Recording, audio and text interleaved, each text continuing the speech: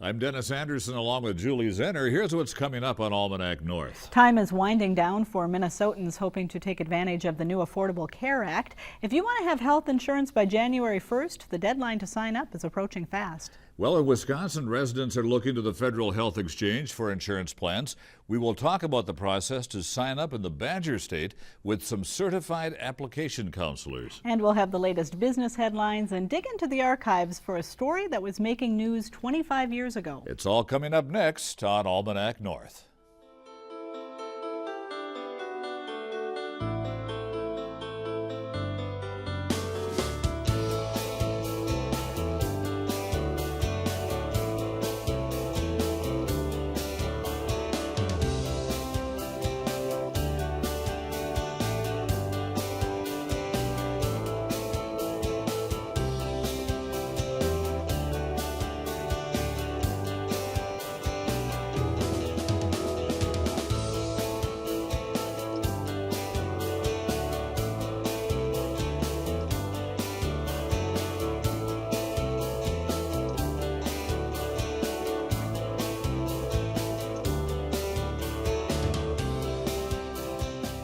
Hello and welcome to Almanac North. Thanks for watching. Julie, good to be back after a week off for the PBS membership drive. Yeah, it sounds like it was a pretty successful drive, so thank you to all of you who called during that, and it is good to be back. Yes, indeed. All right, well, we've got some important topics for folks interested in the new health care law, Julie. That we do, Denny, so welcome everyone. The problems with the new federal health insurance website have been well documented. In Minnesota, the state legislature opted to set up its own health exchange called MNsure, which seemed to be operating more smoothly than the federal site. But this week, Governor Mark Dayton expressed worry about the Minnesota exchange, including technical glitches and security issues.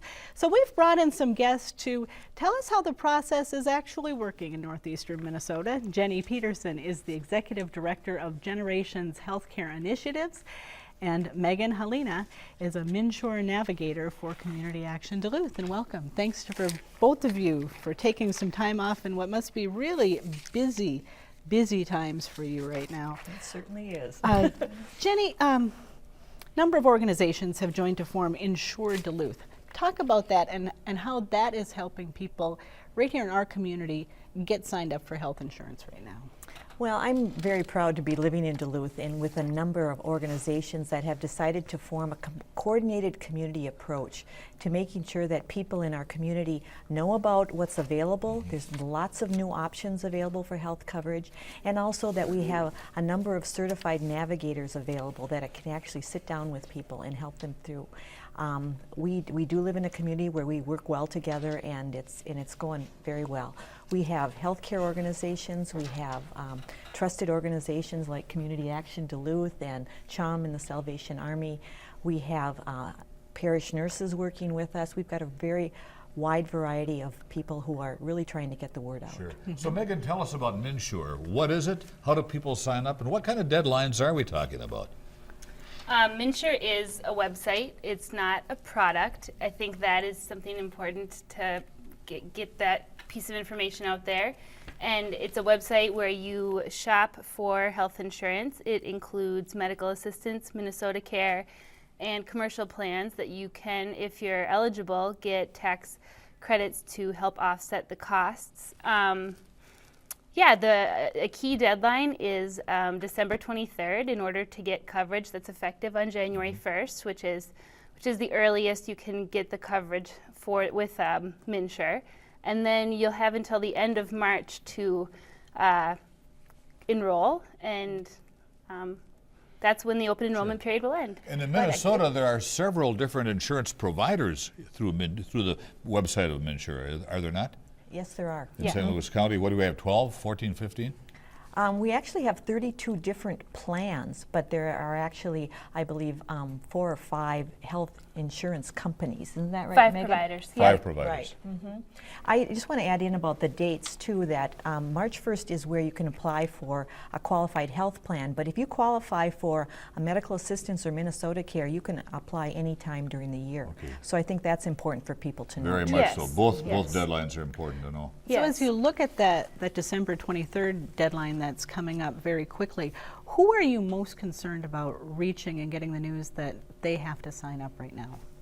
People who have no coverage at all. I think that if people can get a better deal, that's great. And MNsure, we are finding lots of very affordable options, and it's great if people want to explore those more affordable options. For people that have absolutely no coverage at all, I think it's especially good to try and get in as soon as possible. Are you finding businesses using MNsure to get into a health program? You know, our target audience is not businesses. We are more focusing on individuals. There is a small business exchange, and many people are finding it very helpful to go through a broker to help with that. Does our region have a real large population of uninsured people? When you're looking at those folks that need to get on board, how many people are we talking about? It's about 11% of our population in Northeast Minnesota and about 9% statewide, so we're a little bit higher. You know, as we looked at Insure Duluth, if we look at the greater Duluth area, there's about 11,000 people that, you know, we are really trying to reach who have no insurance. Yeah. Governor Dayton says he has worries about MNsure that are keeping him up at night. Should he be worrying about MNsure, and better yet, should the consumer be worried about MNsure? Well, I think what's happening right now, we're all procrastinators. Most of us, I think, are procrastinating. So right now, I think the biggest worry is the fact that people like Megan are getting very full with appointments, and people are calling on the call center, and they're having longer waits than anyone would want to have. Sure. So I think right now is crunch time. Do you feel like most of the initial glitches and issues have been worked out, and that it's a smoother process for people right now? I've seen huge progress in recent weeks and the last month. There's still aspects that could be improved upon, but I've seen really huge improvements that are getting us through, getting people covered, and changes that are doing the trick, are working. People worry about health care coverage, and once you've seen a client come in and you've talked to them and kind of walked them through the process, is there a great deal of relief? There is a great deal of relief. I think a huge aspect of relief also comes in the fact that people don't feel alone in pursuing this coverage. I am working with someone in an ongoing way. She's wanting to take her time to think about her options, and continues to reach out to me and tells me how good she feels about the fact that she doesn't have to do this alone. She said health insurance has made her feel isolated for much of her life because she has concerns and needs with it, really specific concerns, and so to not have to do it alone is huge. And I think one of the things our navigators do really well is they educate people about health insurance. Many of us don't always know what a deductible is or co-insurance is, and all these terms that are just very foreign. And I know that our navigators do spend the time. I sit next door to one, and she takes time really to go through and helps people understand what they're getting and making sure there are providers in the plan, their drugs are covered. So these are all really important things. Are there several navigators in Duluth, including yourself? There are several navigators. There are 2 at Community Action Duluth. Is it 10 in our coalition or more? 12 in our coalition, and then there's a number of organizations that aren't officially part of our coalition. So if you are looking for a navigator, what we say is to go to United Way 211, and they can always tell you where you can find your nearest navigator. Really? Because we have navigators not only stationed at places like Community Action Duluth, but they also are mobile. They can visit businesses. They're at community centers. They're at, where else, Megan? You work with them, outreach. Yeah. I've been at fairs like the Energy Expo at Salvation Army, and I've done regular food shelf visits, and where we do canvas, we door knock neighborhoods and hold enrollment events, actually. Is there a day now you're not navigating someone through this? Is there a minute you're not navigating someone through this? Does she sleep, huh? That's a good question. Yeah, I do try to keep a flexible schedule to help people get the appointments they need. But I take time to not be navigating as well. I think that's really important that people know that it's not just regular business hours too. And we also have we have somebody at the library that actually is very available too. Now, of course, not everyone is going to use a navigator to go through the site. Kind of walk us through the experience. If people go onto the site, what do they see? What steps do they have to take to actually do this on their own if they choose to? Sure. So when you pull up MNsure.org, and I'm speaking about Yep, perfect. Great. I'm speaking about individuals and families. So you're going to click the individuals and families button that is on the green, and you're going to then see a button to create an account and apply. And you create an account, which includes a username and password and some security questions, and then you sign in. And most people, many people, will qualify for some type of insurance affordability program, whether that's medical assistance, Minnesota Care, or the tax credits. So we encourage people to start by applying for that insurance affordability program, and then if they find out that they're going to get tax credits, they can proceed to shop for a commercial plan among those 32 and purchase the right one for them. Are there any security issues with it at all? Because some technical experts have cautioned people about the federal version with healthcare.gov. Does Minnesota have those security issues resolved or taken care of? I do not know of specific security issues with the site. Okay. Jenny, some people have medical issues. Can medical issues keep one from getting coverage now under this plan? No, I think one of the most outstanding features of the Affordable Care Act is some insurance reforms. And one of the insurance reforms was that people cannot be denied for pre-existing conditions. So that's huge, really. That's huge. That has always been a real barrier to some people getting coverage, and especially affordable coverage. You could be charged a lot more if you did have pre-existing conditions. What kind of rates are we talking about in Minnesota? Does it vary from insurance company to insurance company? I'd say average? overall, the people are finding them to be more affordable than many commercial plans they're currently buying. Without tax credits, many people are still saving $100 or $150 a month, and I'm talking about this is an individual's coverage rather than a whole family's. But yeah, I'm seeing people that are getting more effective or more cost savings. With more there. providers in the pool, competition brings down prices too, so the more providers, really, the better for the consumer. Right. And then once you take into account the fact that many people do get tax credits, which is money that can be applied each month ahead of time to the premium to bring down that monthly cost, then the savings can add up to $700 or $800 a month for a couple. So are you expecting a big flurry of activity now for the next week? Yes. That's the short answer. And then relax for Christmas and pick it up again after the the holidays and pick it up. All right. Well, thank you so much. Good luck with what you're doing, and thank you. Appreciate you coming in to talk about it. Thank you very much. Thank you very much.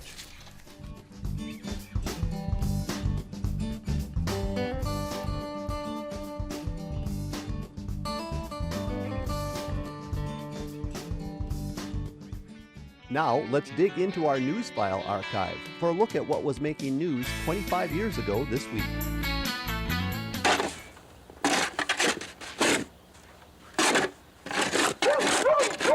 Shovels were scraping sidewalks today like fingernails on a chalkboard. No two ways about it. 10 inches of freshly fallen snow means work. But most people weather it well. I love it. I love to get out there and shovel. I don't take the hard pieces. I take as much soft stuff as I can, because it's too heavy otherwise. It's like a ton of bricks. Some people even kept their humor after plows had buried their cars. I had it coming. I left my car out, so I think they're trying to send me a message, but it was my own fault.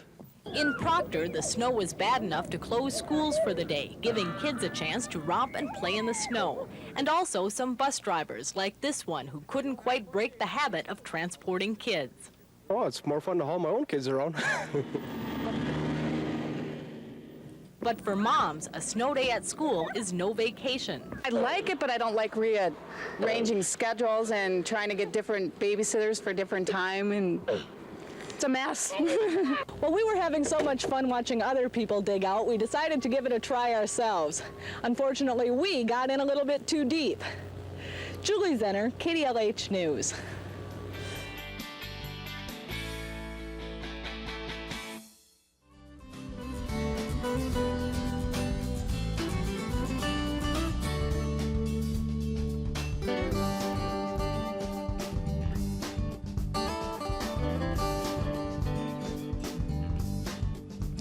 Nice do 25 years ago there, Julie. Well, it's a different story in Wisconsin regarding the Affordable Care Act. Badger state lawmakers chose not to form their own health insurance exchange, so residents have to use the federal exchange to sign up for insurance. For residents of northwestern Wisconsin, the choices are few and the costs are higher. Here to tell us more is Paula Gayle from the Healthcare Access Office at the Community Health Center in Superior. And Nancianne Witt is also with the Healthcare Center Access Center in Superior. Welcome to both of you. And Paula, everyone has heard about all of the problems they had with the federal healthcare website. Have things settled down? Things are getting better or have gotten a lot better? Oh, they've gotten a whole lot better. There were, when it started, it's an influx of a lot of people coming onto the site, and every day there's changes that have come up, and we're informed every day through emails, through all these different sources about the changes that are happening, and so it's become a lot easier. It's become a lot easier to know what to do if there is a glitch and how to solve it. So. Describe the experience for you working with people and helping folks who may have never had insurance before actually get into the site and find something. I find that a lot of people who start this process and they don't know much about insurance, they're really looking for somebody to help them through this process. So somebody who's well informed and can tell them all the terminology, deductibles, and things like that. It's been interesting to work with people who've never had insurance, and also just helping them through the experience. Is the healthcare.gov website, if you can get into it and have it operate, is it pretty user friendly? Yeah, it's become a whole lot friendlier. Like I did one just the other day that went really fast that even I went, that was really fast. There's been a lot of changes along the way, but I've had people come in who may have questions who started it themselves, and they did get pretty far, but I think that they like the idea that we can actually look at it with them and talk about it, so they have somebody to bounce it off of, like, what does this mean and how much is this going to cost me? And then to weigh, because you're also weighing the idea of maybe paying a lower premium and then a higher deductible, and then making different choices. Sure. Is it maybe a little easier for folks in Wisconsin to navigate this because there aren't as many options available in terms of plans on the site and providers on the site? At least that's my understanding. I don't think it's so much easier. I think sometimes they find it's harder because they don't have those choices. So they're limited. How many choices are there, for example, in Douglas County? Fewer than 5 or 6? There's only one provider in the area, and most people get 7 choices of 7 plans under that same provider. Being there's only one provider, does that mean then higher costs for Wisconsin residents? Higher premiums? I'm not sure because I haven't personally seen it, but I have seen some reports that say yes. Costs are higher. Because there's not as much competition. Sure. I have, and to be honest, even through healthcare that I have myself, that often I see what people are paying, it's actually not that bad. I mean, I think it even surprises people when they find out, like, oh my gosh, that's what I'm paying, and they've never, I would say a good portion of the people that we work with have never had health insurance, like ever. And so they're actually quite eager to actually get health insurance for once, and like even making plans about, well, here's what I need to do, and here's the kind of things. I haven't been to a doctor in years. Like it's really been pretty good in that way. Do you think that a lot of insurance companies are just kind of taking this stand back, wait and see sort of an attitude, and maybe 6 months, a year from now, there will be more providers available up in this area? I can only hope. Yeah. I hope so. To your knowledge, can additional providers jump in at any time, or do they have to wait like a year into it or so, or can they start anytime they wish? I'm not sure. Okay. I'm not sure either, but what I do find, at least the provider that is there, they did an event this week, and we were able to refer a lot of people to go talk there, and people were pretty excited to actually talk to them directly, and so that was really helpful for us too. And so I don't know that how other people can jump in. We do have a smaller population. We are talking about fewer people. Certainly. So, but we also have a huge population who will be getting onto Badger Care. So that will be a change. What is Badger Care? Badger Care would be like Medicaid through the state.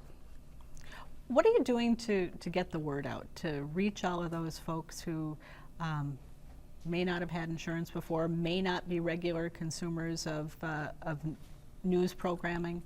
How do you reach them? Most of our customers at the clinic are uninsured. So the clinic itself has made a step and sent a lot of letters out to a lot of our consumers to let them know that there are a lot of changes in the healthcare statewide and federal-wise. What kind of training do the two of you have to go through to work on this? Because insurance is so scary for so many people, and it's so complicated. And I'm sure that you field a lot of questions from We do, folks. and we had to take a training to learn about the insurance laws in Wisconsin, which was quite a bit of information. Mostly because before that we had been doing sort of things differently. So then we had to know about the insurance. We also had to do a bunch of training about the marketplace. And so we had to become certified, go take our tests. What kind of questions do people bring to you when they come? They may have no idea at all about what insurance is, particularly somebody who maybe hasn't been insured before. What are they asking you? I have to pay this whole deductible before I have help. That's a big one. I can imagine. I have to pay all this before I get any help paying. And it's, yes, because they haven't had it before and they've never had an understanding of that. So when you look at somebody who hasn't had insurance before because perhaps they haven't been able to afford it, and then you see those higher deductibles that in reality they might not be able to afford to pay that, is the problem really being solved? That problem being people going to the emergency room because they can't pay. What's going to happen when they can't pay the deductible? Well, part of it is because of the tax credits. When your income is lower, your tax credit is pretty high. So what we've seen so far, most people go, oh, that's actually not that bad, what I'm going to be paying. And you're going to balance that. You're going to figure out, do I want a higher premium? And then the deductible's lower. So for some of the people we work with, the deductible can be zero, depending. And so they're above the poverty line, the 100th percentile. So it is possible that it's lower. We also work for a community health center, which that's what we do. We help people figure out how to even pay for the rest of that. So there are even programs within the community to help if it was too high. But they're actually finding that for most of the people we work with, it's actually affordable. Are you finding large numbers of people in Wisconsin and Douglas County's population pool now inquiring or asking questions of either of you? Or are people still putting this off, a little afraid, not sure what this is all about? I actually run into people that don't know anything about the changes, the Affordable Care Act, so it's a lot of education, but people are happy to hear about it. They want that.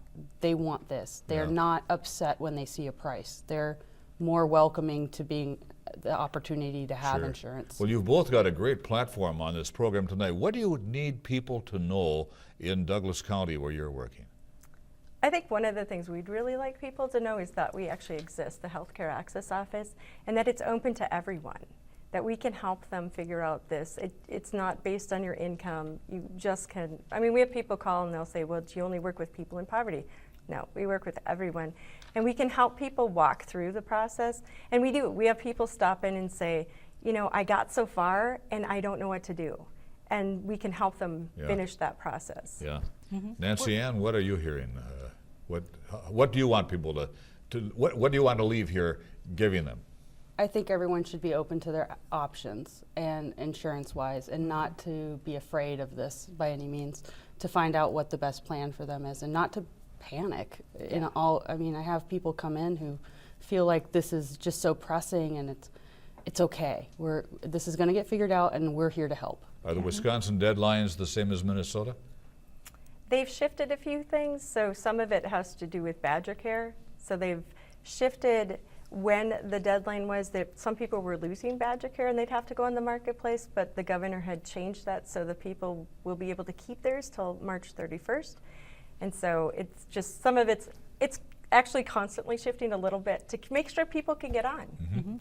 And if people don't qualify for the tax subsidies or the subsidies, Is there any advantage to going through the site, or are they better off just going to another insurance provider because they have more options that way? I think it's worth checking out the options even through it. So I think it'd be worth seeing what's on there and checking outside of it to see what your options are. And that's really what you're trying to do for people anyways. What are your options? Sure. And looking at the whole picture. There you go. Paula, Nancianne, thank you both very much. You're welcome. Thanks. Appreciate it. Thanks for having us. Thank you. Good luck and get some snow.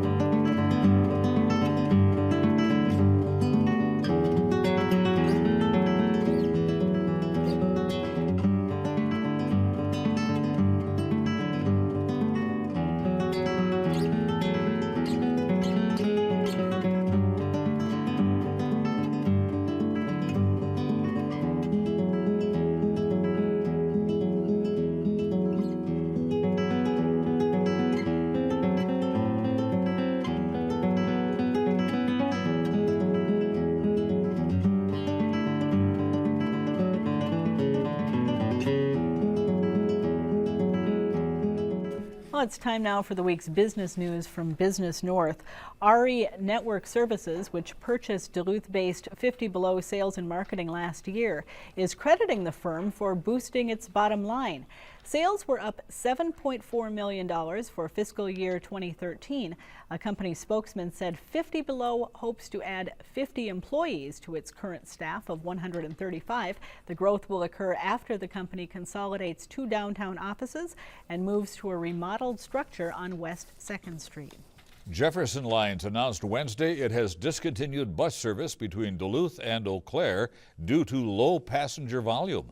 Chippewa Falls and Eau Claire can still be reached by traveling on Jefferson's Minneapolis to Green Bay daily route, but smaller communities, including Solon Springs, Minong, Spooner, and others, will no longer be served. Jefferson has been providing the service for 2 years, but the company said the low number of passengers made the route inefficient. Energy Systems Company of Omaha, a unit of Duluth-based holding company Capstan Corporation, is being sold. NRG Yield Incorporated will acquire the company for $120 million in cash when the deal closes later this year. Capstan Corporation holds a number of companies in our region. Some of the more well-known include the Atwater Group, Viant Crane, Fraser Industries, Northern Engineering, and RJS Construction Group. For more regional business news, visit businessnorth.com. Well, it's time to call. As right now, if you have a comment on our show, dial 218-788-2849 to leave a message or send an email to Almanac North, WDSE.org. And for the latest information on PBS programming, you can visit the WDSE website.